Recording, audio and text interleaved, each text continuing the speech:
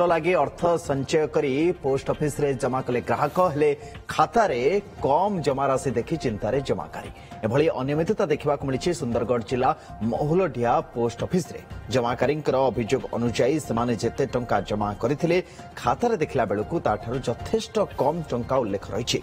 एने से बनाई पोस्टाल इन्स्पेक्टर को अवगत करथिले पर इन्स्पेक्टर तदंत करी एथिरे संपृक्त कर्मचारी को निलंबित करथिबा जଣା पड़छि तेबे तदंत प्रारंभिक अवस्था रे रहिछि बेठारु किछि कहिएबो नाही बोली पोस्टल इन्स्पेक्टर कहछन्ते सेपटे पोस्टल सुपरिटेंडेंट मध्य ए संपर्क रे किछि जानि नथिबा कहछन्ते हमरो जमा हेतला पोस्ट ऑफिस रे 68000 खाता देखौछि आ तांको सेठी जमा हेछि 17000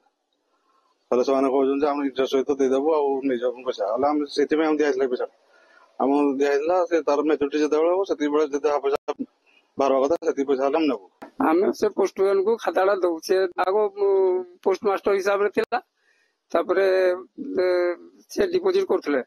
एले हम जानू जे हमर पासबुक रे डिपॉजिट ठीक होउची किंतु तांकर ऑफिस खाता रे डिपॉजिट कम अछि हमर खाता रे अछि एपर्यंत 152,000 किंतु ताको देखौची ऑफिस खाता रे 28,000